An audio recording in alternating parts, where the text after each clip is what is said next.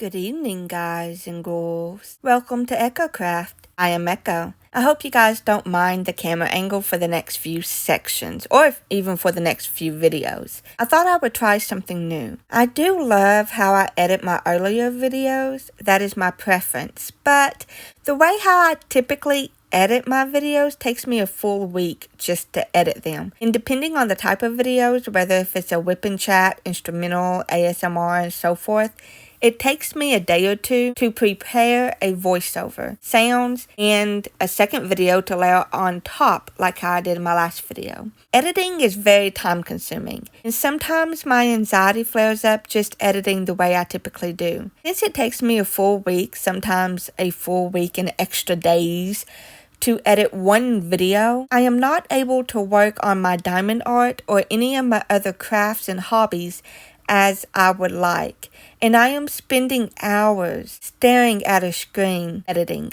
I will admit doing the same thing for hours every day for a week is straining to the eyes, the brain feels restless, and the body just wants to move around. After I have worked on editing for hours at an end, my energy level feels drained, and all I can think about was editing more so I could get done, so I can work on my diamond art more and film more. I felt like it was distancing me from my family and from my hubby, and I want to spend as much time as I could with them. The way how I filmed this and edit this video and the next few videos in the near future will allow me to film more, see more progression in my diamond painting, spend more time with my family, and most importantly, it will allow me to spend less time looking at a screen in order to help my eyes, my mind, my body, and my sanity. Yes, sometimes editing every day for a week makes my mind feels like it was driving me towards insanity, and I am not joking, because I was doing the same thing per frame. I also noticed that I was experiencing some immediate burnout when it came to editing and struggle with continue to edit and continue to film, thinking that it wasn't worth the insanity that I was putting myself through. I thought about giving up the whole YouTube idea and just doing my crafts, but I didn't want to give up that easily. When you are your own camera person, crafter, editor, and so on and so forth, on top of that, you are also trying to manage other hobbies and crafts as a job, time can be your worst enemy, because some crafts take hours to days, weeks, or even longer to complete. Sometimes we crafters and content creators are editing and working throughout the weekends as well, and we don't allow ourselves to take a break to enjoy our other hobbies that we have abandoned during filming and editing. And we miss out spending time with others and rejuvenating ourselves. I typically spend 6 to 8 hours a day editing my videos the way I like them. Sometimes it takes me a week or so to fully complete the editing process.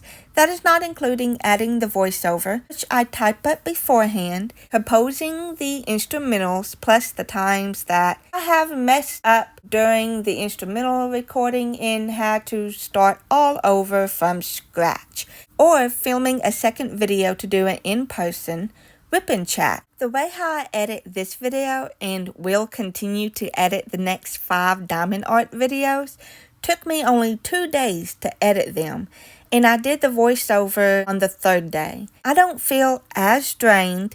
I am not constantly thinking about, I gotta edit, and be done before I can move on. I've seen some diamond art videos that are filmed and edit in this similar way, and thought maybe it would be okay if I did the same to cut back on screen time, and could spend more time on other projects, family, and myself. Let me know if you're okay with this type of filming style, or if you prefer the older way I have filmed and edit diamond arts in the past. If too many prefer the older way, then I may have to force myself to take breaks for my own sanity. Could result in me not posting as often as I would like. And it could take me longer to get the canvas done as well, which I am the type to get the canvas done ASAP. I like the look of how I used to edit, but it was taking a toll on me mentally. As someone who already has mental issues that I had to work through and still trying to work through, I know editing the way I did is not worth the mental compression that pursues from it. editing this video in the way that I did, I noticed I don't feel as drained, as restless, or as defeated. The joy of creating content is flourishing in me as it did when I first started. I also noticed that my mood has improved. I feel more energized and I have the capacity that I need to continue on in filming and editing my diamond art journey. Let me know in the comments if the open and spacious style video, like this one here, is okay with you, or if you truly prefer the close and personal style video like I have done before. Since we discussed the editing portion of the video, which wasn't exactly planned, let's dive into today's WIP and chat. As I was walking through a store, looking and pining over some Halloween decorations, I noticed a shift in the costumes this year. I noticed that shift before last year, and even more so this year. Has anyone else feels like Halloween costumes are not what they used to be? I feel like for the past couple of years, the costume designs and ideas are lacking more and more every year. It almost seems like no one in the costume business was inspired by anything and just took an everyday graphic t-shirt and slapped a pair of pants with it and called it a costume. I am serious. I saw a Minecraft costume that was just a t-shirt that had a Minecraft character face on it with a pair of mock-up blue jeans that was being sold as a costume at a costume price. Where is the creativity? I've seen so many so-called costumes like this. I feel like some costume designs are lacking the actual costume portion.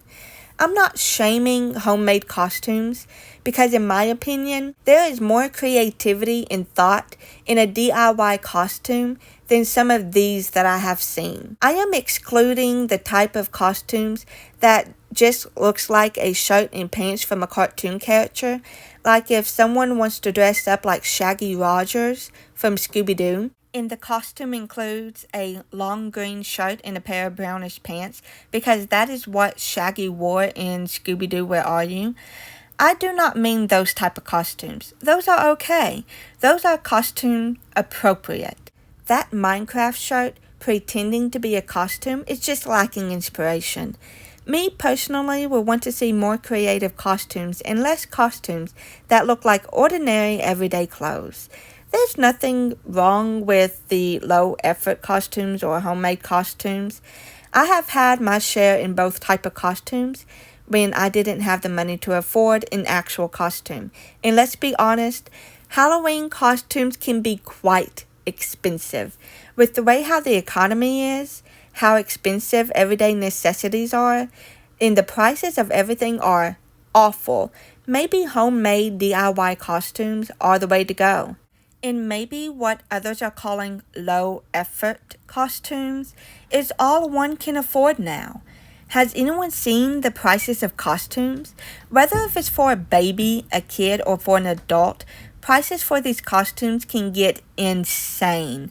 Even a retail store where they used to always have low prices, and now where we can save money and live better, seems a little misleading if you ask me, since the cheapest costume is roughly $30. But I understand that there is a bigger issue that lies beneath the surface in that area, but I don't think this is an appropriate place to discuss those issues. Halloween was the time to express who you were through your creativity, embody whoever or whatever you wanted to be, and pay tribute to your favorite celebrity or cartoon characters. Some costumes were quite detailed, well thought out, and innovated. Here lately, for the past couple of years, I feel like costumes today are just not what they used to be. Does anyone else feel like that? I don't know, maybe it's just me. Maybe I just prefer the nostalgic feeling of seeing a costume with some creativity in it. For an example, a few years ago, there were tons of different witches one could have picked for a costume. Besides the classic witch that one could rock out in, There were other Halloween-themed witches that were quite cute and creative. There was a pumpkin witch, a classic witch, a light-up witch, and more.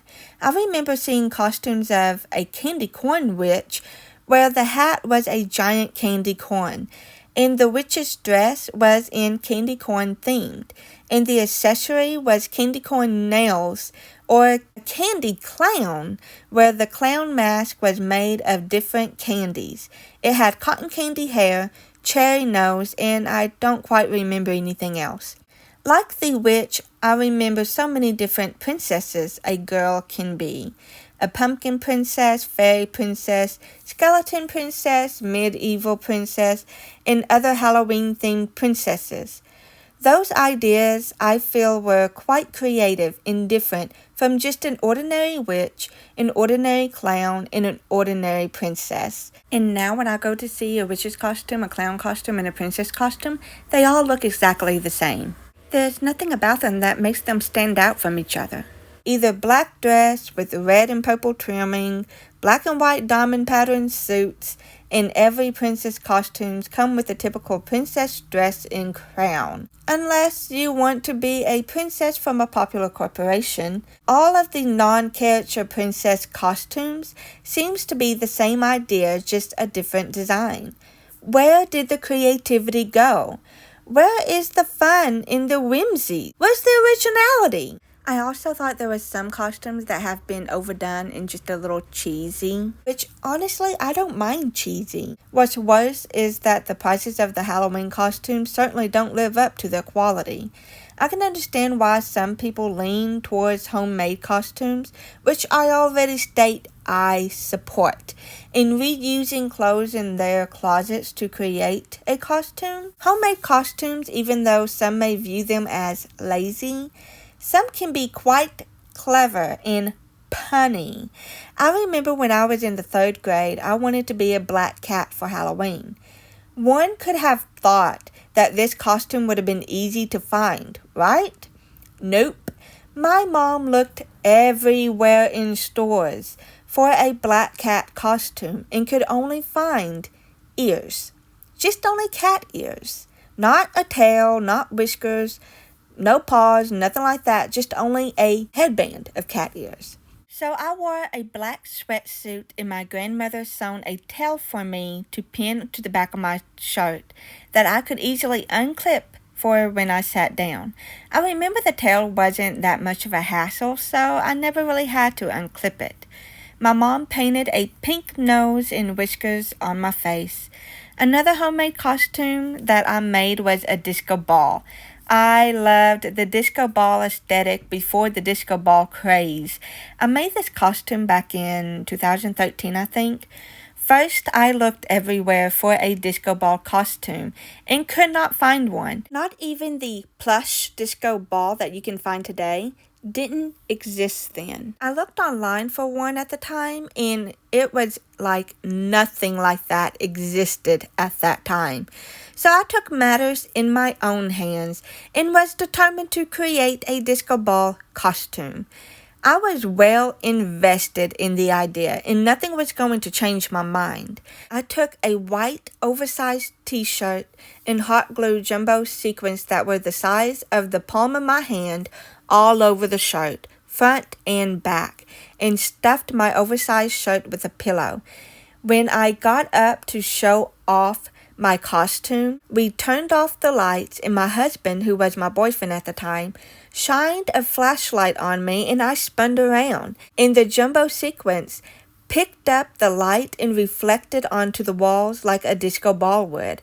I remember it was hard to sit in, and the funny thing is that no one could figure out what I was supposed to be until I told them and demonstrated what my costume was. And I ended up winning the most creative costume portion of the contest. I didn't win overall, but I was shocked to win the most creative costume. What was the most creative costume you ever come up with? Let me know in the comments if you have any favorite homemade costumes that you have thrown together that you wouldn't mind sharing. Homemade and DIY costumes have been around for ages.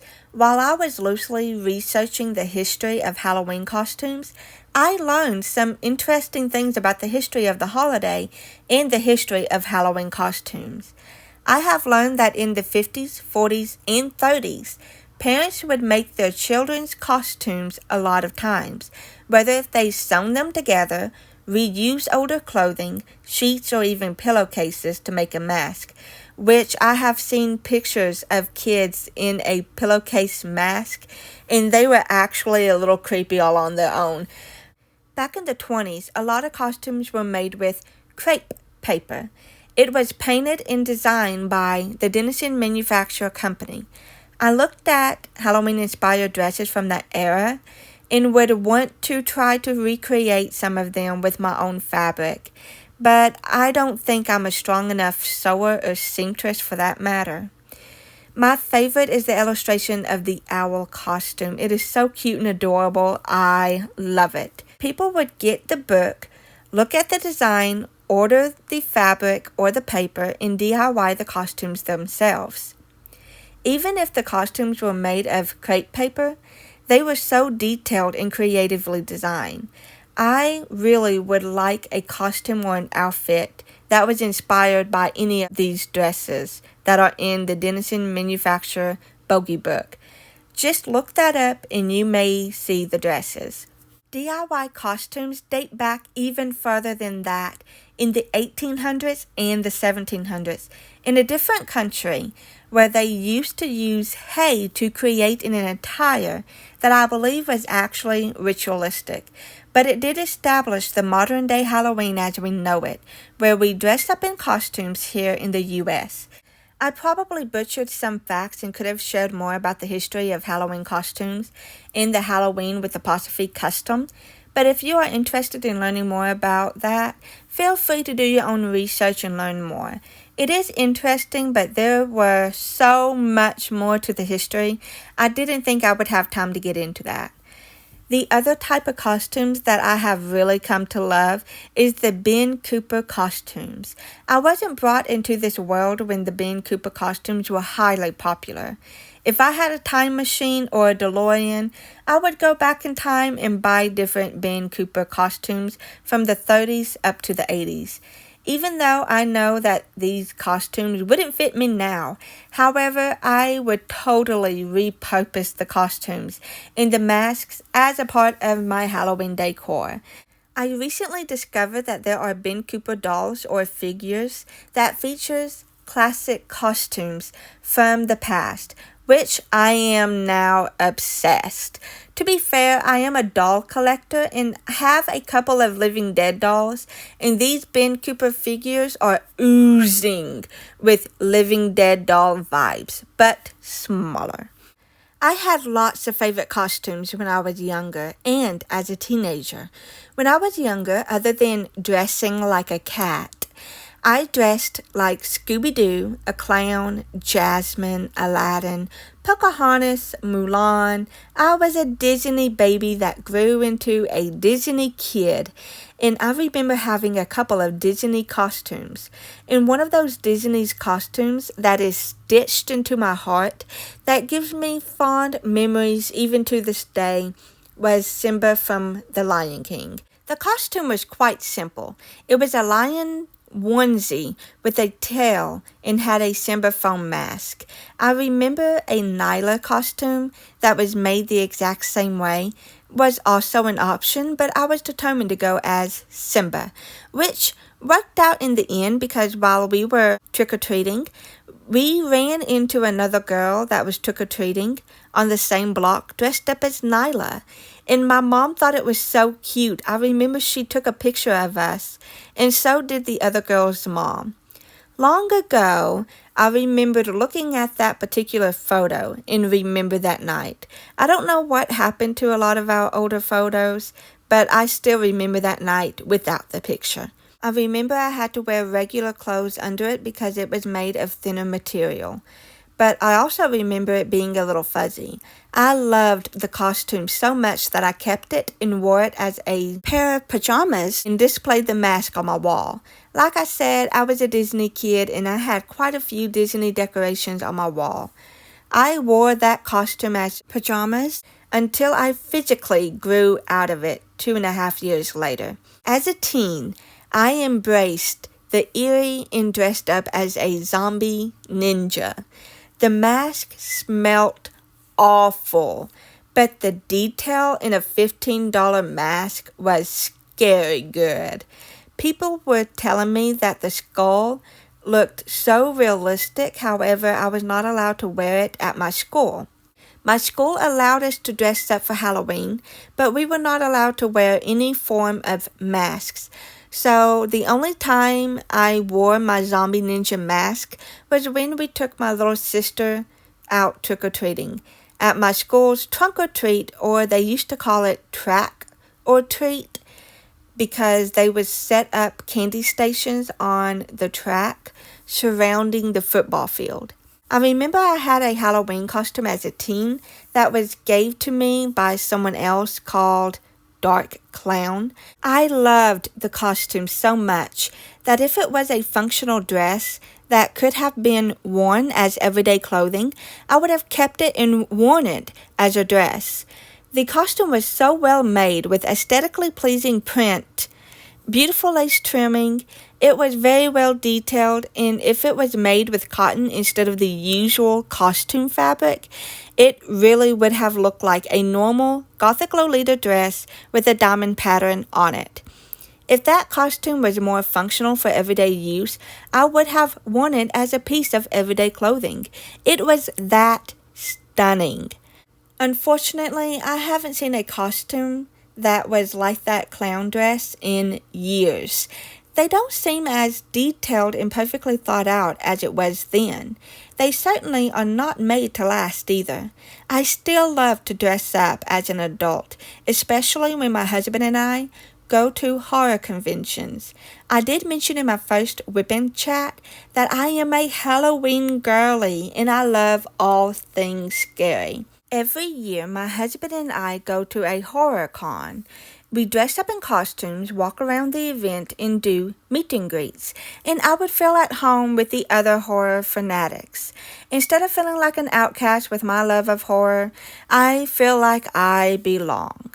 What are your opinions about this year's Halloween costumes? I personally think it's a little oversaturated with pop culture and certain social media trends, and I am afraid that it will stunt the imagination that dressing up can give us. I am not trying to attack anyone or trying to control what Halloween should be. I just want to see something original that hasn't been overdone. Please tell me there's someone else out there that feels the same way as I do. Do any of you have any Halloween plans? Carving pumpkins, setting up decorations? Are you guys going to Halloween parties, haunted houses, or a haunted hayride? Are you going to dress up? If so, what are you going to dress up as? I don't know what I'm going to dress up as just yet. Maybe you are one of those that don't celebrate Halloween and you celebrate Falloween and participate in fall festivals. Are you hosting or going to a fall festival? Fall festivals are a fun and alternative for anyone who is not into the Halloween tradition. Some may have unique fall traditions that they do opposed to Halloween. If so, I am interested in hearing them. Whatever or however you celebrate, be safe and have fun. That is it for this week's WIP Chat. I hope you guys enjoyed chatting with me about Halloween costumes. Thank you for taking your time to listen to me complain a little and reminisce Halloween memories. And hopefully some things that was discussed brought back some happy Halloween memories for you. Let me know in the comments, what do you think about this video editing style and your thoughts on which editing style I should continue to do. I hope you come back next week for some classic Halloween themed instrumental that could be a little foreboding.